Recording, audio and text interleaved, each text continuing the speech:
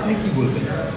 বীরভূমে বলা বলি কিছু নয়, কোর কমিটির সিদ্ধান্ত হলো, কোর কমিটির লাস্ট মিটিং ইলেকশনের সময় সিদ্ধান্ত হলো, সেখানে আমাদের অভিষেকের অফিস থেকে লোক এলো, তখন কোর কমিটির মেম্বার, আমি জিজ্ঞেস করলাম কী কী করা যাবে ইলেকশনে, তখন বললেন যে যেখানে ডাকবে সেখানে তুমি যাবেন, যা ডাকবে না যাবেন।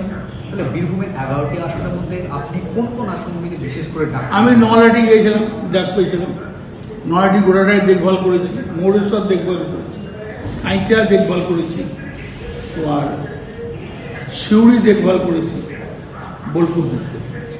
আর এদিকে আমাকে অফিস থেকে দিয়েছিল কলকাতা থেকে, মঙ্গলকোট গিয়েছি, ভাতার গিয়েছি, এই ভাতার গলসি গিয়েছি, ননেরে গিয়েছি, তারপর আমার একটা কেসের ডেট ছিল, আমি যেতে পারিনি।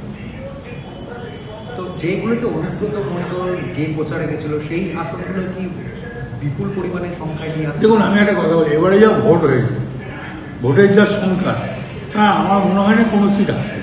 তারপরেই বলতে হবে, যেগুলো যায়নি সেগুলো বলতে হবে। তো ভোটের ট্রেন থেকে মনে হয় সব সিটই। বঙ্গের নির্বাচন যুদ্ধ শেষ হয়েছে, প্রথম দফা পার হয়েছে, দ্বিতীয় দফা পার হয়েছে। প্রথম দফায় এবং দ্বিতীয় দফায় দুই দফাতেই কিন্তু দাপিয়ে বেরিয়েছেন বীরভূমের দাপুরের তৃণমূল নেতা, এআইটিসি স্টার ক্যাম্পেনিং নেতা অনুব্রত মণ্ডল মহাশয়। তো একেবারে আজকাল বাংলায় তাকে স্বাগত, এবং তার থেকে আমরা জানতে চাইব যে কীভাবে নির্বাচন হলো এবং আপনারা কতটা আশাবাদী এক্সিট পোলের বাইরে। দেখুন, আমার বাবার জীবনে এরকম ভোট আমি দেখিনি। ওই 92%, 94% এই ভোট আমরা কোনদিন দেখিনি। যা ভোট হয়েছে আপনাকে আমি বলতে পারি 210 থেকে 220, 226 হতে পারে। দাদা, এক্সিট পোল যে দেখাচ্ছে বিভিন্ন ওটা প্রত্যেকবারই দেখায়। 11 বলেছিলাম, 16তে বলেছিলাম 210 থেকে 220, 211 হয়েছে। 21-এ বলেছিলাম 210 থেকে 220, 213 হয়েছে।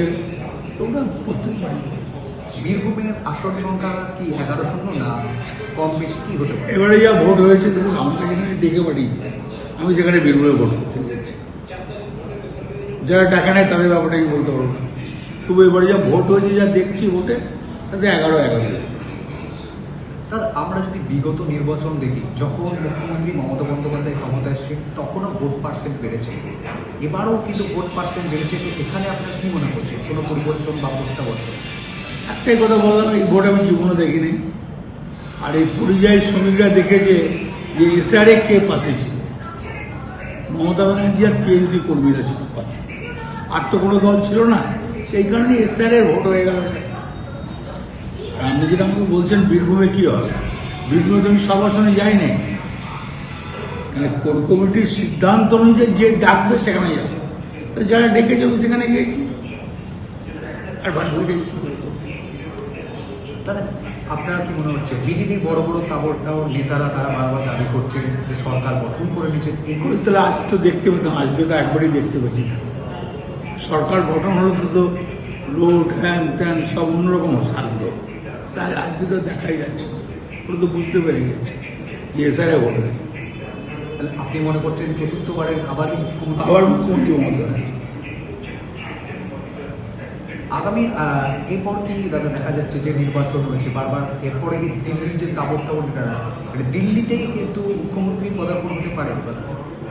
কেমন একবারে দেখা গিয়েছে যে বিভিন্ন যে প্রদেশে ভারতীয় জনতা পার্টির তাবড় নেতারা, অমিত শাহ, নরেন্দ্র মোদী গেছে, তারা কিন্তু মূলত সেই জায়গায় একেবারে সরকার গঠন করেই ছেড়েছে। আর যদি এখানে সরকার না গঠন করতে পারে, তাহলে দিল্লির একমাত্র বিরোধী মুখী মমতা বন্দ্যোপাধ্যায় হবে আগামী ভবিষ্যৎ। 100 মমতা দরকারে প্রধানমন্ত্রী হতে পারে, বাস্তবে কিছু অস্বীকার করা যায় না।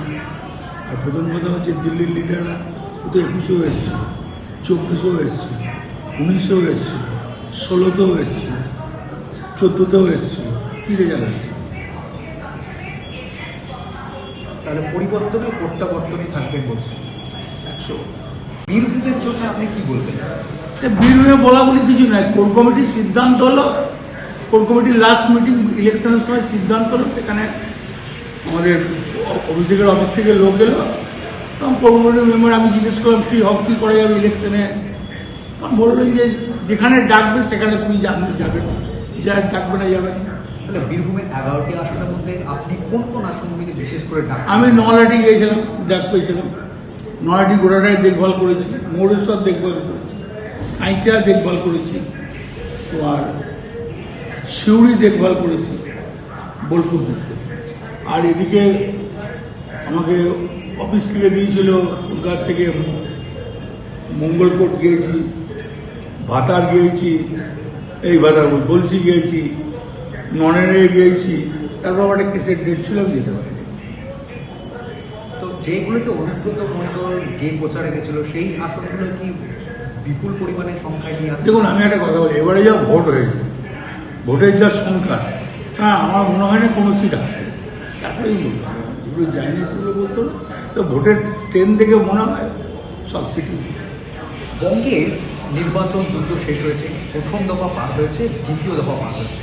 প্রথম দফায় এবং দ্বিতীয় দফায় দুই দফাতেই কিন্তু দাপিয়ে বেরিয়েছেন বীরভূমের দাপুরের তৃণমূল নেতা, এআইটিসি স্টার ক্যাম্পেনিং নেতা অনুব্রত মণ্ডল মহাশয়।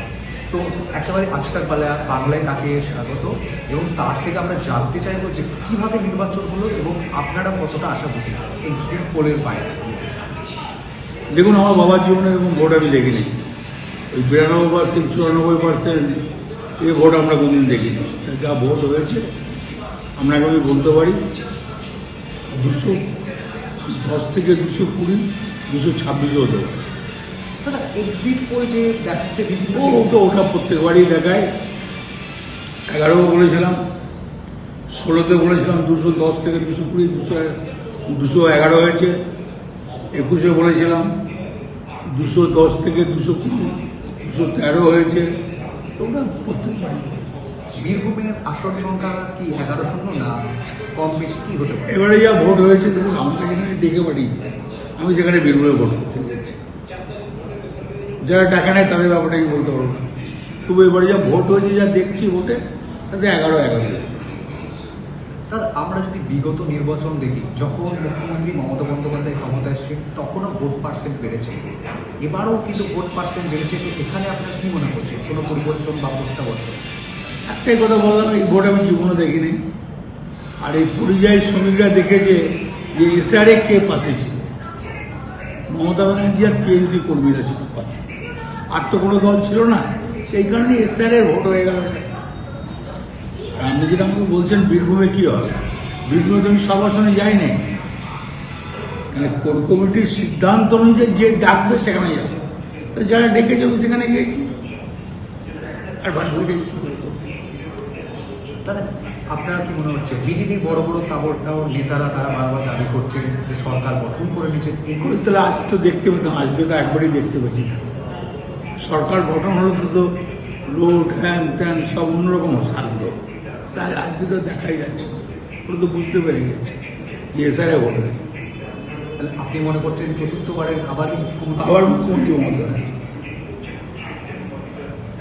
আগামী এরপর কি দাদা দেখা যাচ্ছে যে নির্বাচন হয়েছে বারবার, এরপরে কি দিল্লির যে তাবড় নেতারা, মানে দিল্লিতেই কিন্তু মুখ্যমন্ত্রী পদার্পণ হতে পারে? তেমন একবারে দেখা গিয়েছে যে বিভিন্ন যে প্রদেশ রয়েছে, যে প্রদেশে ভারতীয় জনতা পার্টির তাবড় নেতারা অমিত শাহ, নরেন্দ্র মোদী গেছে, তারা কিন্তু মূলত সেই জায়গায় একেবারে সরকার গঠন করেই ছেড়েছে। আর যদি এখানে সরকার না গঠন করতে পারে, তাহলে দিল্লির একমাত্র বিরোধী মুখী মমতা বন্দ্যোপাধ্যায় হবে আগামী ভবিষ্যৎ। 100 মমতা বলে প্রধানমন্ত্রী হতে পারে, বাস্তবে কিছু বিমর্শনা করা যায় না। আর প্রথম কথা হচ্ছে দিল্লির লিডাররা তো 21-এও এসেছিল, 24-এও এসেছিল, 19-এও এসেছিল, 16-তেও এসেছিল, 14-তেও এসেছিল। কী রেজাল্ট হয়েছে? তাহলে পরিবর্তনে প্রত্যাবর্তনই থাকবেন বলছেন। 100